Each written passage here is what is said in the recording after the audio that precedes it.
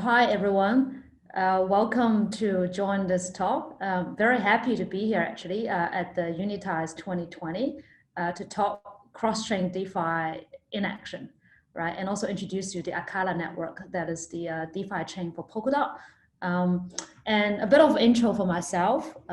My name is Betty Chen. I'm the co-founder of two projects, Akala Network and also Lamina. Both are projects building within the Polkadot ecosystem. So Polkadot is this multi-chain universe. So in this talk, I'll give a bit of the context of Polkadot Network, what it looks like, and what it meant to for DeFi and probably dApp builders in general to build on Polkadot.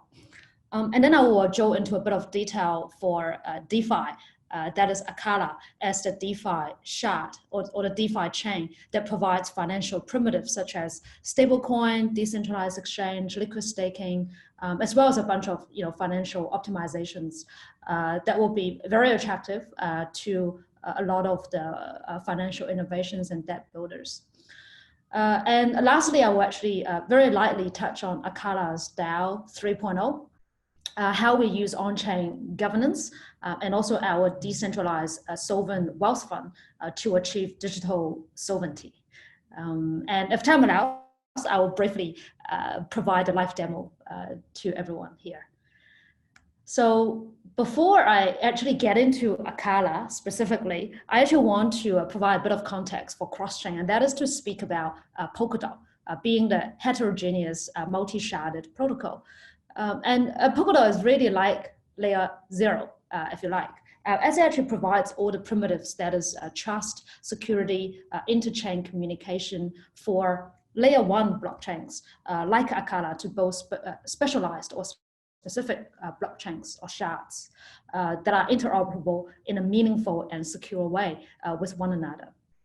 And if you look at like Ethereum 2.0, that is a multi-shard with a single consensus, but each shard is exactly the same, and that is homogeneous, right? And on the other side of the spectrum, and like Cosmos, on the other hand, is each hub is completely independent. And you can have completely different consensus, and also security is provided by its own hub. And Polkadot really occupies a unique design space in the middle. And that is like each shard or each chain would be a specialist chain, and they can be different, hence heterogeneous. And each special chain could be optimized for DeFi use cases, gaming, IoT, or anything that you can think about. But they share security provided by Polkadot. And another point I want to make here is also the upgradability, which many people probably didn't realize is you probably realize the only constant we have is change, right? And historically in blockchain evolution, we've been lacking of this concept of agency. And that is a change agent that a group of people can express their will and also execute actions to achieve their purposes, right? So Polkadot, through the Substrate framework, allows forkless upgradability with on-chain governance. And I'll show a little bit of how Akala actually implements this. And this is what it looks like if you actually build on Polkadot. So Akala is the DeFi shard or the DeFi parachain, and that is just the name for heterogeneous shard or heterogeneous chain, and amongst many others, right? And Polkadot's relay chain is the proof of stake network that will provide security and also interoperability for message passing between different type of chains. As I mentioned, parachain is just a name for heterogeneous chains connected to Polkadot. And Akala network is really the specialist DeFi parachain, DeFi shard for Polkadot.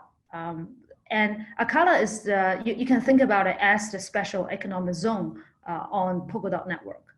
It provides financial optimizations and financial primitives. So we could have like optimizations like fee schedules are customizable. So when you say transfer some DAI or some US dollars, you could just pay US dollars as fees rather than the network token. And we can also optimize for Oracle operations. For example, we can employ quality of service so that Oracle operations are prioritized as important services on the chain for DeFi applications.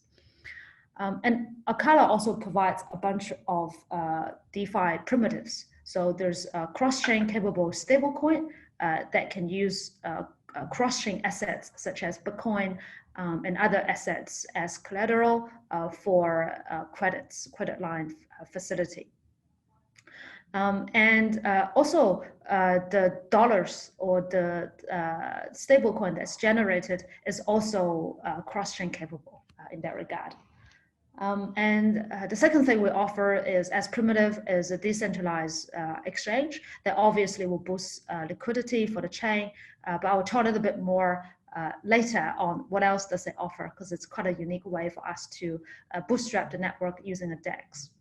And then the third thing that we offer as a primitive is liquid staking, so which will release much of the liquidity on the POS network specifically for DeFi, which would otherwise be locked in for proof of stake. So I'll talk a little bit more on that a bit later as well. So really, Acala is the open platform for other DEP to build on top of. And there's a spectrum of options depending on sophistication and also levels of customization required for your DEP. So, and the different ways that we can build together within Polkadot and also on top of Acala. So I'll give also a bit of context here is on the Substrate framework for those who are not familiar with it. So Substrate is really just a blockchain framework that abstracts away much of the complexity of building a blockchain, but at the same time allows you to have various level of customization. So for application or protocol developers, builders like ourselves, we mostly focus on customizing chain logic for our purposes. For example, in our case, we focus on optimizing or building more functionalities for financial implementations. But we're not worried too much about consensus or the P2P communication or story per se, but you could customize all of those if you like. And this really allows DEP development on top of Acala have many different options to build on Acala. So for proof of concept or a quick deployment, you can deploy your Solidity smart contract directly on Acala and via EVM capability on Acala or Substrate chains, right? So, but at the same time, you can leverage the existing financial primitives that's been provided, like stablecoin, like DEX, etc. Otherwise, you can also use a more efficient Rust-based ink smart contract facility provided by Parity to build and deploy on Acala as well. So either way, it's a smart contract. And then the second way that you can build on top of Acala is you can deploy a more integrated chain logic. That's what we call runtime modules. So you can actually develop a more integrated solution on Acala network. And that version is like, it does require a permission and also requires security audit because it does change the chain logic, right? But a good example is like, we're currently working with quite a popular Bitcoin bridge team, and they would build what we call a runtime module, right? So really it's customizing and integrating with our existing facilities. And for example, when you do a cross-chain Bitcoin transfer to Acala, you no longer need to pay fees in our network token. You can just pay, the version of Bitcoin as transaction fees. And that is the type of customization that can be allowed with this type of integration. I mean, of course, the third way is you can build your own chain, but of course you will need to provide your own liveness as well as chain maintenance, etc. But you can also integrate and use Acala's facility using the cross-chain facility provided by Polkadot as well. So those are the three ways you can build smart contract or more integrated runtime module, or you just build a chain and connect with Acala. So let's look a little bit more closer at Acala's protocol. So we have three core protocols offered as financial primitives, open for anyone to use directly or build on top of.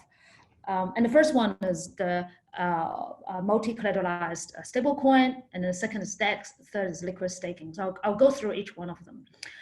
So for stablecoins, we offer cross-chain valuable and also like high quality assets and autonomous credit facility, right? So, and this is like maker inspired. So the collateralization mechanism is quite similar, but we've improved quite a bit on optimization, liquidation, and also liquidity provisioning for the stablecoin facility. So for example, we can use Bitcoin as a cross-chain asset and provide programmability and also credit facility for these otherwise isolated asset class more use cases. And at the same time, there's also other financial innovations can be built on top of this. There's also this decentralized exchange that's also very interesting to mention here. It is a very simple, like constant product automatic market making system that many DeFi, people in the DeFi will be quite familiar with. But in addition to use it for bootstrapping liquidity on Acala network, it also supplements our stablecoin liquidation mechanism. Whereas like auctions might be a good mechanism for optimizing pricing, but it's not so good for efficiency. So when we had the Black Thursday happened in Ethereum's DeFi arena, we had like huge inefficiency in auctions, right? So in here, instead of only using auctions for liquidating collaterals in case of liquidation, we can subsidize it for selling collaterals on the DEX first if slippage is good before auctioning them off. So at the same time, liquidity providers will have multiple ways to generate income. So apart from getting exchange fees as a return, they also get additional profit sharing from stability fees of the stablecoin. There will be more ways to farm here. And another thing is the third protocol that we offer is tokenized staking liquidity, or liquid staking, if you like. So on a proof of stake network, staked assets like DOTs, there's a competition between staking and DeFi. So there's a competition from getting yield from staking versus getting return from DeFi activities. So we've created this trustless and also super easy way for you to stake your DOT through the HOMA protocol. It's simply a swap. You're swapping your DOT with the LDOT token, and you are staking. This LDOT is yield bearing. You'll be earning staking yield by just sitting on it. But of course, you can also transfer it.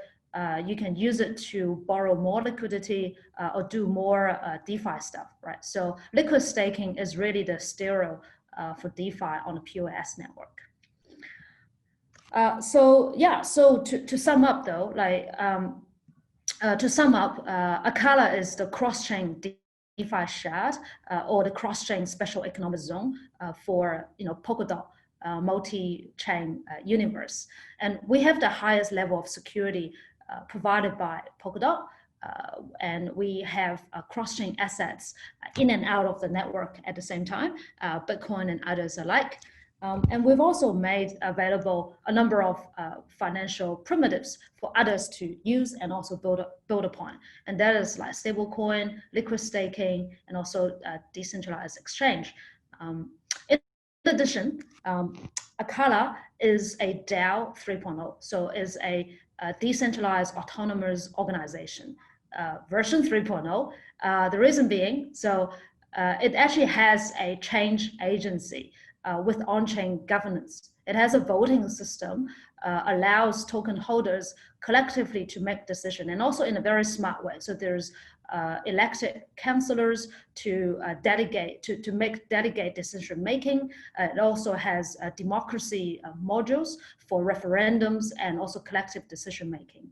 And the second thing it also offers is an execution apparatus. And this actually ensures decisions are binding. So for example, if we want to raise interest rate from 5% to 20%, upon making that collective decision by voting on chain, it can be executed on chain, and the decision makers can choose execution strategy. For example, it can say increase from 5% to 20% over 3 months period, and gradually increase over every block to soften the blow, for example. So that can also will be implemented on the Polkadot network as well. And the third thing for DAO 3.0 is the decentralized sovereign wealth fund. I won't have much time to go into details, but at a high level, it's a trustless fund that will reinvest the network surplus generated from the revenues of the network. For example, the stability fees, the transaction fees, etc., and all the surpluses will go into this fund and will be invest in foreign crypto assets. And these assets will need to meet certain criteria. For example, they will need to have value, they need to have use, and also utility. So for example, DOT will be a good first candidate for that. So the fund will probably hold DOT, and it can stake DOT to earn a return, to earn a yield. And also later it can use the DOT to purchase or rent security for the chain. And once it can actually do that autonomously, it will become self-sustaining and also economically sovereign, and it will have enough money for its security, so it will be independent chain, but at the same time will continue to generate wealth for continuous development and improvement or running or maintaining the chain.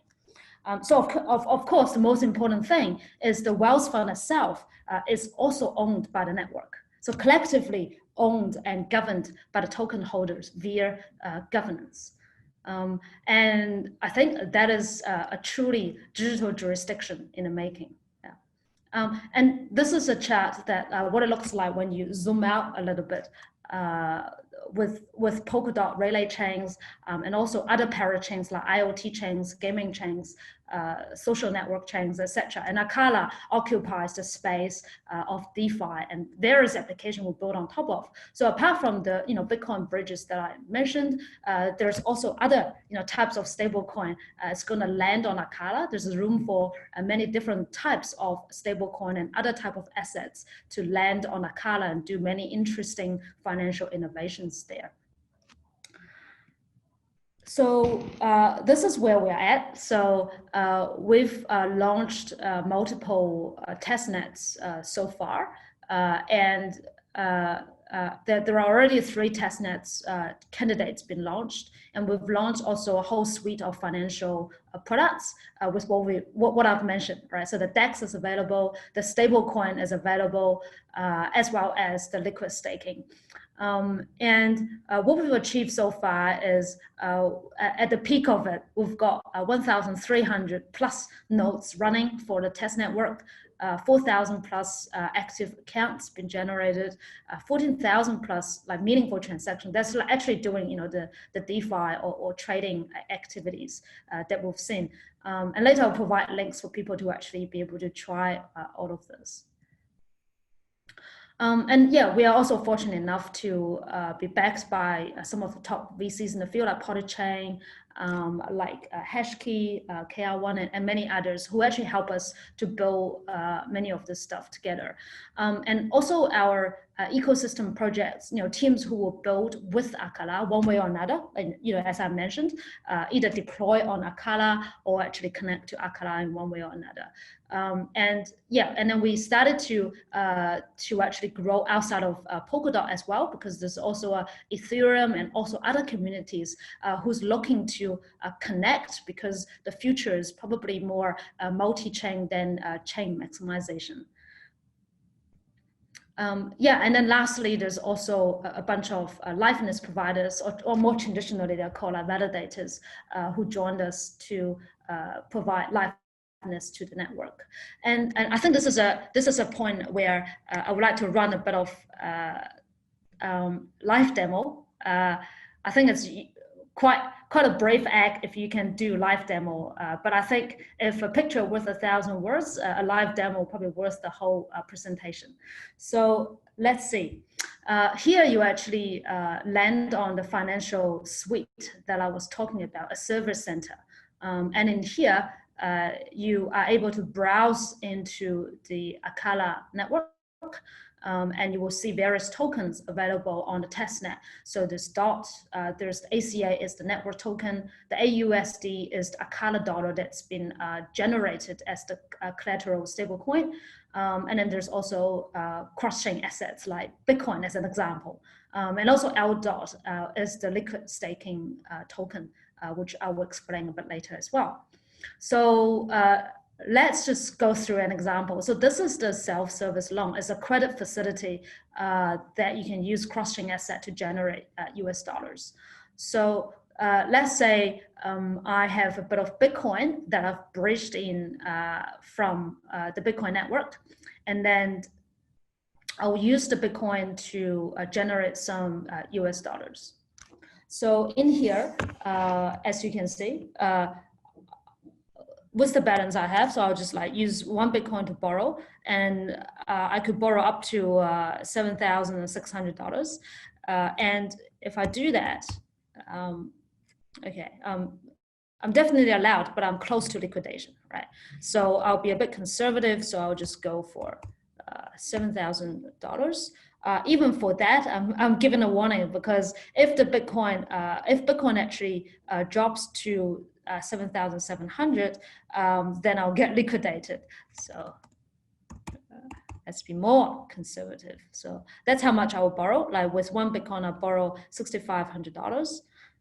And yeah, with like, so at the moment, you know, the interest rates is arbitrary. So before we go live, we'll have a bit of fine tune of the interest rates and etc.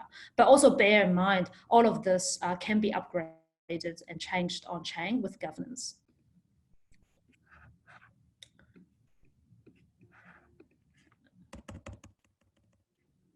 So this is popping up as the Polkadot.js, is the wallet that provided. Oh.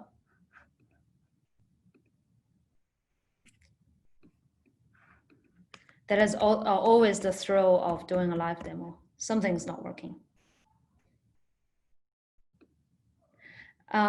Yeah, so, oh, okay. So that is a transaction done. And you'll notice it actually happened quite quickly because the average block time is between 2 to 4 seconds and without optimization, right? So this is how fast it can get on here. And here's the loan that I've created for myself, $65,000, and it's already having some interest being generated. And in here, you know, I've also self-managed. I can pay back the loan, or I can generate a bit more US dollars, and I can deposit more Bitcoin or withdraw as I wish. And at the same time, we have integrated with explorers like Subscan, and you can actually browse all the chain activities on here quite easily. And the next thing I want to show you is like quite quickly, and I may not go through the entire demo, is here is a Uniswap like exchange that's made available here. So you can actually say, I've got some US dollar that I just generated from the Bitcoin, and then now I want to, maybe I want to double down like on Bitcoin. I just leverage trade on Bitcoin, so I can just do that, right? So and then you just exchange it. So this, yeah, not too fast about it. But what is interesting is this deposit and earn. So that is the place where liquidity providers can provide liquidity, can deposit liquidity to the swap pool. And this liquidity, for one, it will just use for the DEX for exchange, but secondly, it will use for liquidation for the stablecoin. So as I mentioned before, when liquidation happen, the liquidity, it will actually liquidate the collaterals on here first, given the right slippage. So, and liquidity provider will gain extra reward. So the total return will be actually quite lucrative, given the additional stability fee profit sharing. And then lastly, I'll just like quickly show the liquid staking portion of it. Normally when you stake, you have to go through a number of steps to put your dots, bond your dots, and also go through a process to stake and choose the validator. And then here we have a meta staking protocol where you just simply like swap your dot with the liquid dot or L dot token, which is a fungible ERC20 like token that you can hold in your wallet, right? And then once you stake this your dot, you can just leave it, and then your L dot will continue to be in your wallet, and it will generate dot returns, and you can actually see all the details in here. And what's also interesting is, apart from you can transfer the dots and etc., you can actually redeem your dot immediately. So normally when you stake, there's an unbounding period. You have to wait for a certain period of time before you can unstake. But with the design of our pool or our liquid staking protocol, you can actually have that liquidity immediately if you like. But of course, you will need to pay a bit of fee to make up the liquidity that you have. And then with the L dot that you have, you probably already seen it when I click through the credit line here, is that you can actually use your L dot to generate credit facility, right? You can generate US dollars using your L dot. So think about that, right? So your L dot is yield earning, sitting there yield earning, while you're actually loaning out a bit of liquidity for yourself to use or or trade or do anything else. So that is the beauty of crypto, in a sense that your money can be in two places at one time. And then lastly, this is still work in progress. So on the interface, on the UX side of it. So here is what governance looks like. So on Akala, when I say voting system, it's not just a simple vote per se, because we have to consider different functionalities of the vote and also different ways of voting. So for example, on Akala, the general council will look after the entire chain. So for any upgrades, any runtime upgrades, change any of the chain logic, etc. And then the Hong Kong Council, which will also be elected council seats, they will look after, say, the stablecoin parameters. So for example, if I want to change interest rates or change liquidation rates, for example, these guys will be dedicated decision makers, if you like, to make those decisions. And then technical councils, if there's a bug or anything, it requires urgent change, and they can raise it and go through the process. And then for us, it is a practical, progressive decentralization. So which means at the very beginning, it will be relatively centralized. So a lot of these councils, decisions are made by the councils. And then the next step for us is to open this up to referendum. So to all token holders or stakeholders, where they are able to propose any proposals and also participate in referendums, as well as electing council members.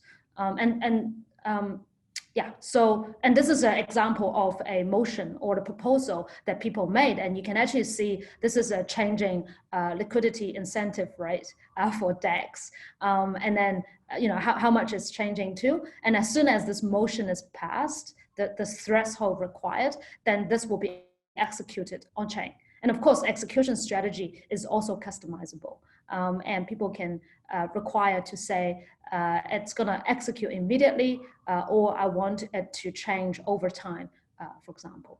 So yeah, so all in all, that is Akala network that I want to show you today, and that is only at the beginning of cross-chain DeFi in action. I think this is only the beginning, because as we progress through, you can see there will be end users using these protocols, and then also empowering a lot of currently isolated asset classes like Bitcoin to have programmability to be used in DeFi, and also many other use cases. And the next step is for more dev developers to come on board, which we are talking to quite a few of them, to actually build and innovate for multi-chain future.